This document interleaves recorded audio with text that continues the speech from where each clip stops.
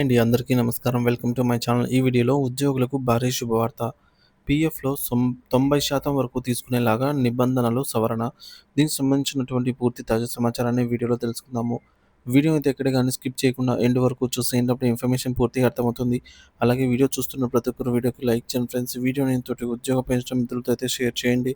కొత్తగా మన ఛానల్‌ని చూస్తున్నవారు ఇంకా ఎవరైనా సబ్స్క్రైబ్ చేసుకున్నట్లయితే వెంటనే మన ఛానల్‌ని సబ్స్క్రైబ్ చేసుకోండి. దీని ద్వారా నేను చేసే లేటెస్ట్ వీడియోస్ అన్నీ మీ వరకు రీచ్ అవుతాయి. ఇక ఆలస్యం చేయకుండా వివరాల్లోకైతే వెళ్ళిపోదాము. ఫ్రెండ్స్ విషయానికి వచ్చినట్లయితే జీవితంలో ఒక సొంత ఇల్లు అనేది ప్రతి మధ్యతరగతి ఉద్యోగి చిరకాల స్వప్నం. ఈ కలను సాకారం చేసే దిశగా కేంద్ర ప్రభుత్వం ఒక చారిత్రాత్మక నిర్ణయం తీసుకుంది. ఉద్యోగుల భవిష్య నిధి ఈపీఎఫ్ నిబంధనలను భారీగా సరళీకరిస్తూ ఉద్యోగుల ఉద్యోగులు తమ సొంతింటి అవసరాల కోసం పీఎఫ్ ఖాతాలోని నిధిలో ఏకంగా 90% వరకు ఉపసంహరించుకోవడానికి అనుమతి ఇచ్చింది. ఇది కోట్లాది మంది వేతన జీవులకు, ముఖ్యంగా యువ ఉద్యోగులకు పెను ఊరటనిచ్చే అంశము. పాత నిబంధనలు, ఎదురైన ఇబ్బందులు. ఇంతకుముందు సొంత ఇంటి కోసం పీఎఫ్ డబ్బులను తీసుకోవాలంటే అనేక కఠినమైన నిబంధనలు ఉండేవి. మొదటిది కాలపరిమితి. పీఎఫ్ ఖాతా తెరిచి కనీసం 5 ఏళ్లు పూర్తి అయి ఉండాలి. రెండవది విత్‌డ్రాయల్ పరిమితి. ఉద్యోగి మరియు యాజమాన్యం వాటాలు వాటిపై వడ్డీని కలిపి అందులో నుండి కేవలం 36 నెలల బేసిక్ జీతం ప్లస్ డీఏ లేదా ఇంటి వాస్తవ ఖరీదు ఏది తక్కువైతే అది మాత్రమే విత్‌డ్రా చేసుకునే అవకాశం ఉండేది. పరిమితులు చాలా సందర్భాల్లో ఈ మొత్తం ఇంటి డౌన్ పేమెంట్‌కి కూడా సరిపోయేది కాదు. దీనివల్ల ఉద్యోగులు అధిక వడ్డీలకు ప్రైవేటు రుణాలు లేదా ఇతర మార్గాలను ఆశ్రయించాల్సి వచ్చేది. కొత్త నిబంధనలు, వచ్చిన మార్పులు. ఈ ఇబ్బందులను తొలగించి ఉద్యోగులకు అండగా నిలవటానికి ఈపీఎఫ్ఓ కొత్త సరళమైన నిబంధనలను అమల్లోకి తెచ్చింది.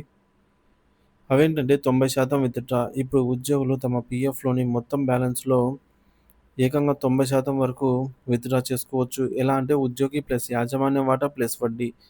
సో, రెండోది తగిన కాలపరిమితి. ఈ సదుపాయాన్ని పొందేందుకు పీఎఫ్ సభ్యత్వం పొంది కేవలం 3 ఏళ్లు పూర్తయితే చాలు. 5 ఏళ్ల నిబంధనను తొలగించేశారు. 3 ఏళ్లే ఇప్పుడు. వినియోగం. ఈ డబ్బును కేవలం ఇంటి కొనుగోలుకే కాదు, కొత్త ఇంటి నిర్మాణం కోసం, స్థలం కొనుగోలు చేసి ఇల్లు కట్టుకోవడం కోసం, ఇప్పటికే తీసుకున్న గృహ రుణాల ఈఎంఐలను చెల్లించడం కోసం కూడా ఉపయోగించుకోవచ్చు.